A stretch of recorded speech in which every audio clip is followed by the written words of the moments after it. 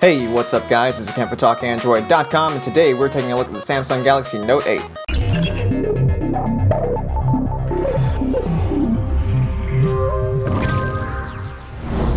So the Note 8 and the S8 share a lot of similarities in terms of both design and hardware, and I'll be referencing my S8 review quite a bit, which if you want to check that out, that'll be linked in the description below. So taking a look at the design and the hardware in the phone, we've got the same sleek glass and metal build. This thing still tracks fingerprints horrendously, and it still has the same Super AMOLED display, mostly the same. Colors, saturation, all of that seems to perform pretty similarly. It still has the same useless always on display as well. We've also got the same front-facing 8 megapixel camera. The rear camera is a little bit different, so I'll get into that in a minute. We still have the same awkwardly placed fingerprint scanner and the same ill-performing iris scanner as well. Now looking at the Note 8, it is obvious that it has a more squared off design compared to the more rectangular shape of the S8. And we've got a 6.3-inch display on the front here with a less prominent curve if you compare it again to the S8 or the S8 Plus. Now switching over to the back of the phone, the camera has the added 12 megapixel f2.4 sensor in addition to a 12 megapixel f1.7 sensor. And of course that additional sensors for telephoto shots. We also have a slightly larger battery at 3300 milliamp hours, but it has the same efficiency of the S8. And then of course we've got the obvious added addition of the S Pen. Now taking a look at the camera performance, overall image quality was pretty much the same as what I found with the S8. But there is something that I did not mention with my S8 review because my work is horrendously inconsistent. I don't even know why you're still here. But looking at the images at full scale, details do tend to run a little bit soft and there's noise persistent throughout the photo, even at lower ISOs and broad daylight. Taking a look back at the stills from the S8, it was also apparent in those photos as well. Now, it's not immediately obvious or super apparent, obviously, since I missed it in my S8 review entirely, and the camera overall is still a really great performer, but it is something worth noting. Also consistent with the S8 camera performance is that the images do tend to run a little bit soft towards the corners. The low light performance with the Note 8 seemed to be a little more consistent than what I had with the S8. Noise was present as expected, but there were no blown or oversaturated colors. But nonetheless, these are totally passable, especially for social media use. Looking over at the front-facing camera performance, there's nothing really that noteworthy about it. In good lighting, you've got low contrast with good dynamic range, but in low light, obviously details get kind of mushy and there's a lot of noise, but again, that's sort of expected. If you're posting selfies on social media or Snapchat, it doesn't really make a difference. Full HD video looks solid with smooth, inoffensive image stabilization. And the UHD video seems to have been improved from the S8 if only slightly. So if you recall from my S8 review, my big hang-up with the UHD video recording was the really horrendous nauseating stabilization that came with it. Now here with the Note 8, the video still seems a little jerky in places, but the nauseating warpy lines don't really seem as prominent. Oh yeah, and here's a wide-angle telephoto comparison. Alright, taking a look over at the software, again there's nothing really new here. Out of the box we've got the same version of Android, which is Android 7.1.1, and the ever-loved TouchWiz UI. This device is also powered by the same octa-core Snapdragon 835 processor, at least for US models, and the same Adreno 540 GPU. But this time we've got, wait for it, 6 gigs of RAM. With all those things in mind though, performance was as expected. It was nice and snappy and responsive and there are no issues there. Now where we do see some changes in TouchWiz is the integration with S Pen, and while we're here let's go and talk about the S Pen for a minute. I've always been really keen on the idea of the S Pen and I was actually really excited to be able to have one to play with at length. And what I found is that it's really fun and overall really responsive, but in the end I didn't really find a whole lot of use with it. So my first extended test with the S Pen was to draw with it at length, and it was actually super fun to do this. Take a look at these drawings that I made with Autodesk's free Sketchbook app.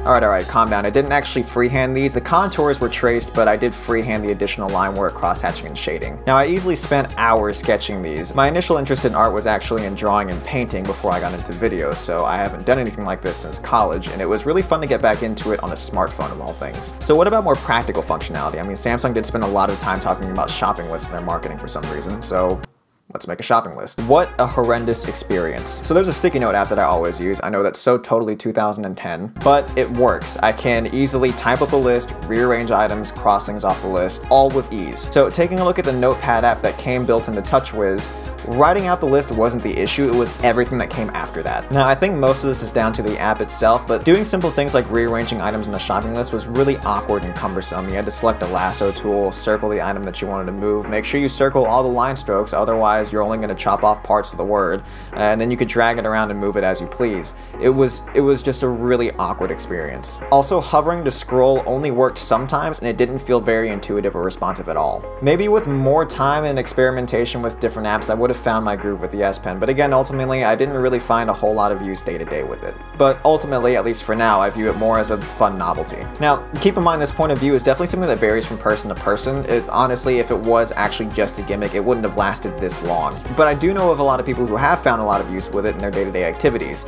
So really with something like this, it depends on the kind of user you are, and your mileage is really going to vary there. So what else is new here?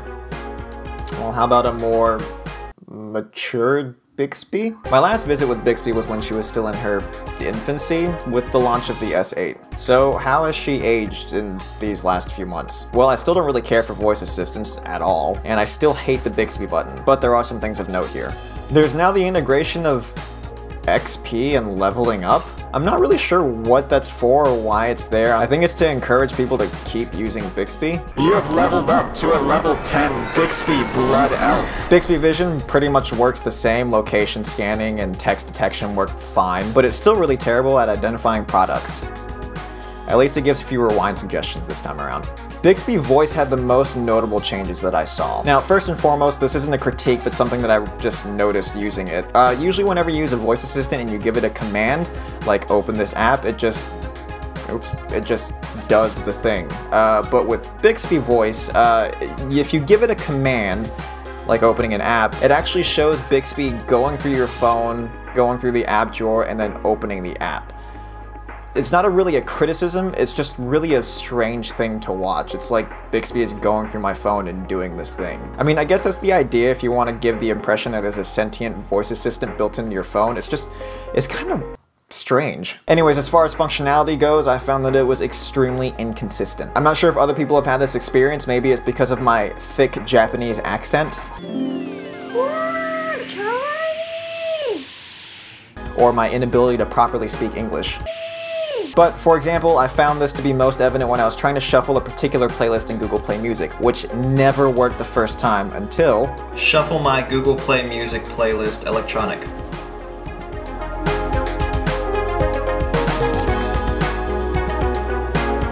But I soon figured out that as I kept trying, that instance was simply a one-off that I happened to catch on camera. Google Play Music and shuffle my playlist electronic.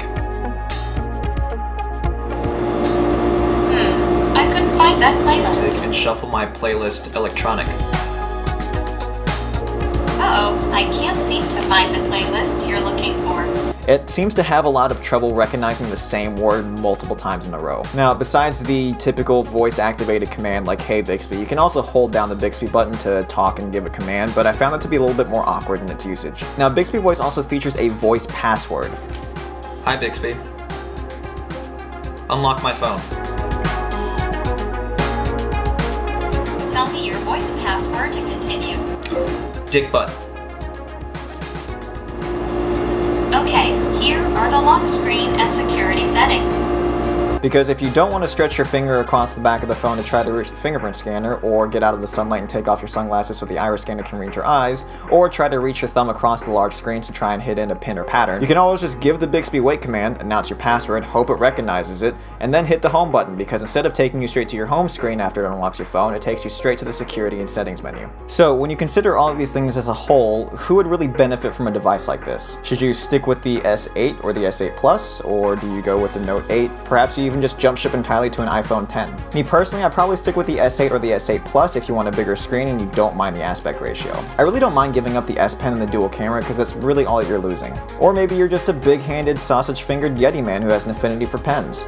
Then the Note 8's the perfect phone for you. That sounded really, like, condescending. Sausage fingers or not, the Note 8 is still a top-notch quality flagship device with a lot to offer, despite its software quirks. Well, I think that about does it for the Note 8 review. What do you think about the Note 8? Do you prefer it or the S8 Plus? Do you still find any use with Bixby, and do the voice commands work for you? I'm really curious to see what your thoughts are about that. Let me know down in the comments below, and as always, make sure you like, comment, and subscribe for more. Once again, my name is Kent for TalkAndroid.com.